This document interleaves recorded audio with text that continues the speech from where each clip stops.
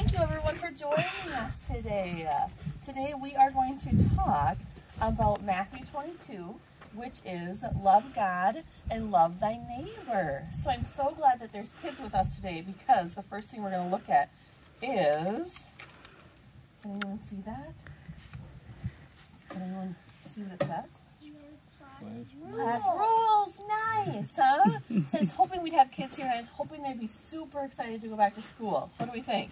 Yeah? Yep. Zeke, are you excited to go back to school? Yeah. Yay! I think in our family, Alex is excited and Chandler's getting there, so that's good. Well, that's okay. So our classroom rules kind of say here, be kind to yourself, be kind to others, be kind to your tools, some of your property, and then work hard and never give up. So for the kids, these are some things that you might see in your classroom rules. For adults, it's kind of good, just some things to keep in mind, or you can think about maybe some rules that you have at work, or some rules that you maybe have in a group too. So kind of keep those in mind. Now we know, and I wonder, you guys can maybe say, there's sometimes, do kids ever argue maybe with rules on the playground? Yeah. It happens, doesn't it? Or maybe someone at work says, this rule is more important to follow than this rule. It happens, doesn't it? And we might even argue over what rule is most important to us versus someone else. So, and sometimes people can go pretty upset too about when they disagree. And sometimes when there's lots of rules, we might make a mistake too. Let's hope not. We'll try our best. But I know this one, that work hard and never give up. Jesse in our family always reminds us, and the boys, that says Lohmann's, and then the boys say never give up. So we'll try. We'll always try, right? Our best. And how about with these rules, does anyone think there's one more important one than others? No. No? That's good. They're all important, aren't they? Yeah, they are, huh? So it's pretty tough to say.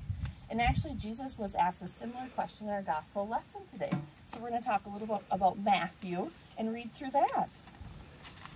So Matthew 22, verses 34 through 40 said, "But when the Pharisees heard that he had silenced the Sadducees, they gathered together. And one of them, a lawyer, asked him a question to test him. 'Teacher, what is the greatest commandment in the law?' And he said to him, 'You shall love the Lord with all your heart and with all your soul and with all your mind. That is the greatest and the first commandment. And the second is like, you shall love your neighbor as yourself. On these two commandments depends all the law and all the prophets.'"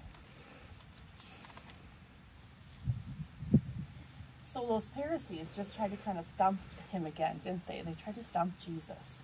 They came and asked him what was the most important commandment. See, the Jews had 10 commandments, which were a big deal for them. But they even had more laws and more rules on top of that. Actually, hundreds of specific rules that governed how they were supposed to live. They wanted Jesus to mess up somehow by picking the wrong one of those rules. But, as always, Jesus was too smart to fall for his trap. He narrowed the commandments down to 2 key things: love God and love others.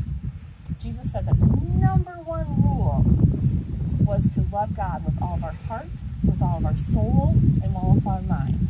That means everything we do, think, or say should be done with God in mind. He is the most important thing. Jesus also said that we should love our neighbors as ourselves. This just isn't the person who lives next to you, but everyone that we may run in contact with. Jesus said that when we do those things, love God and love our neighbors, everything else will fall into place. The other laws all hang on love. If we truly love God first and foremost, then we will want to follow his other commandments too. Now, this isn't easy always, of course. Probably sometimes people may be hard to love. What about those kids on the playground when they start to argue or say unkind things? Kind of hard, isn't it, sometimes? Or people at a job, maybe that are being unkind as well too. And we might want to be rude back to them. Yeah, or it happens sometimes, doesn't it? It does. That's the maybe in summer, so someone could actually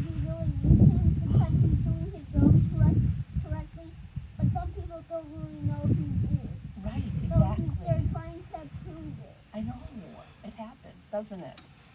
Definitely. We're not at work with Dad, so we don't know what really happens to him.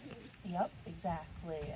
And then sometimes people will want to be unfair or disrespect other people too, so kind of like that, just being disrespectful. And we might even grow frustrated with God's laws too. And sometimes when we mess up, we won't try to, but maybe we will.